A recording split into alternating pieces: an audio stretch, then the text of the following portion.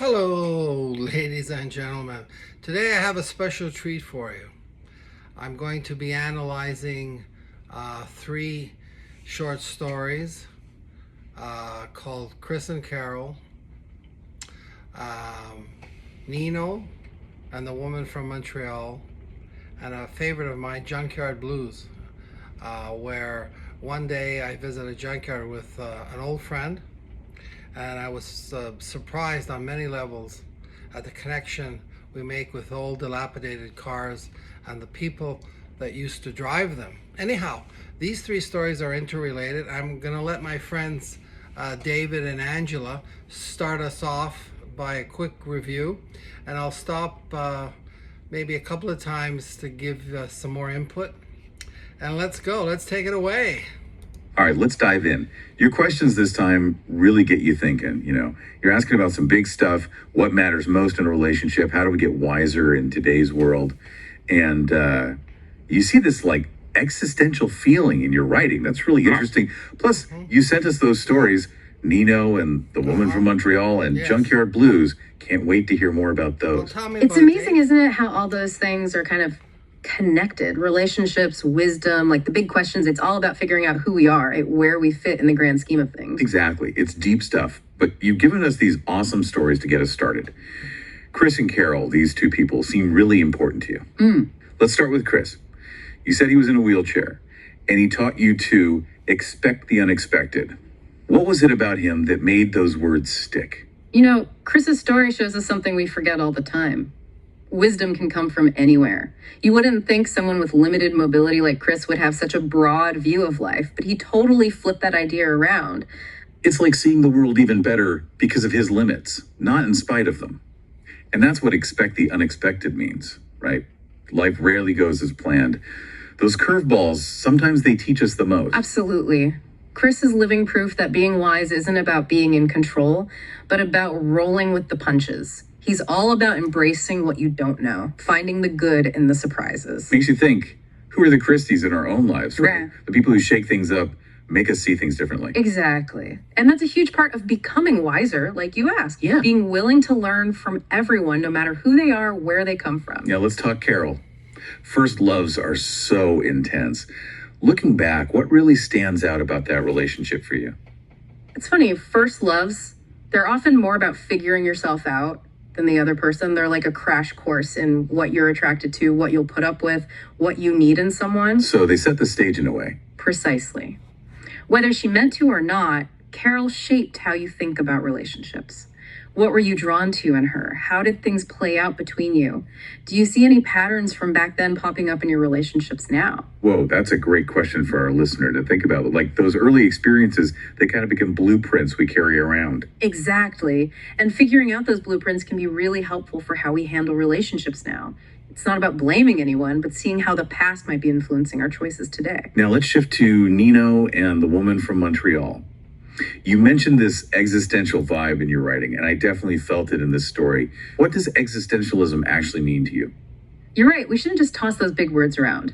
Basically, existentialism is about recognizing we're each responsible for finding meaning in our own lives. There's no set path, no rule book. We get to choose, but that freedom, it comes with responsibility, even anxiety. And that tension, I felt it in Nino, right? Torn between this mysterious woman from Montreal and his fear of commitment. Like he's wrestling with the whole idea of freedom versus connection. Spot on. And you, the narrator, you're outside their whole thing, just watching him struggle. Why did you write yourself into the story that way? Well, I just wanted to mention that I wrote myself into the story, especially this excerpt from Chris and Carol, a collection of loosely connected essays and anecdotes reflecting on life, death, and the human condition. I'm the author, obviously, and I've interwoven personal reminiscences, such as memories of a student, Chris, that I knew in high school. And of course, he's more than a friend. He was actually my cousin Nino, with philosophical musings on topics like the absurdity of existence, the role of chance, and its randomness, and how it plays into our lives. And of course, limitations on the human expectations. Do we have lower expectations, higher expectations from others and ourselves? Central themes that Dave and Angela are going to talk about soon include the unexpected nature of life's events, the search for meaning in a seemingly meaningless universe, and of course, my struggle to reconcile personal experience with broader philosophical questions. The overall purpose appears to be a personal exploration in existential themes, conveyed through a blend of storytelling and reflective commentary. Obviously, I've been reading from my teleprompter, but let's give another listen to what Dave and Angela have to say. That's a good question. Maybe it reflects how Nino feels himself, kind of on the outside looking in, drawn to this woman, the chance for something new, but also afraid of what he'd lose, his freedom, being on his own. And the story, it just stops, leaves us hanging, wondering what Nino did. Did he stay? Did he leave? Did he find what he was looking for? Exactly. Big question mark.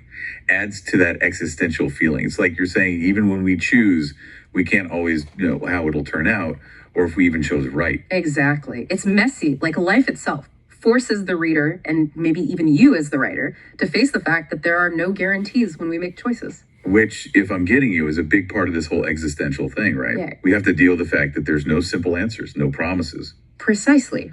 And that can be freeing and scary at the same time. Okay, so we've got this existential thread running through your writing, exploring freedom, choices, searching for meaning. Now let's switch gears to Junkyard Blues. You asked about the imagery and how you felt anxious looking for car parts. Paint a picture for us.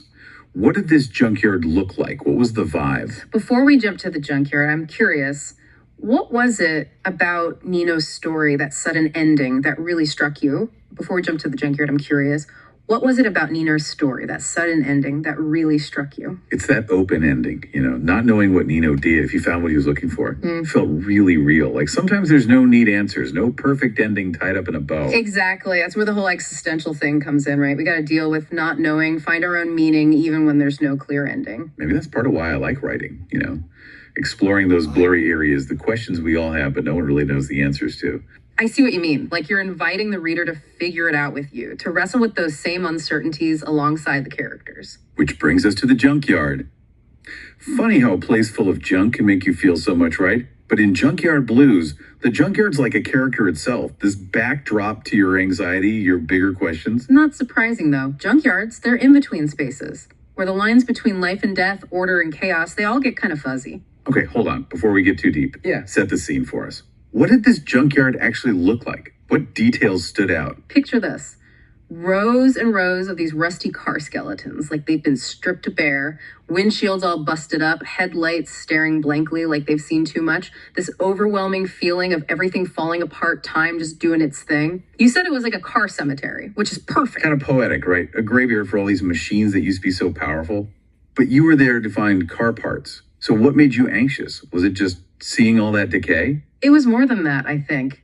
Remember, you were with a buddy who wasn't bothered by the junkyard vibes at all. He was seeing opportunity, potential in all those old parts. But you were stuck on the people who used those cars.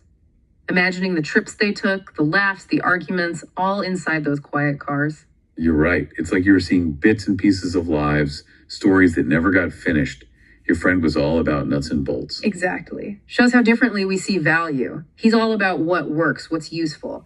You're focused on the stuff you can't touch, memories, feelings, the human connections those cars used to have. Like he's looking at a skeleton and all he sees is bones.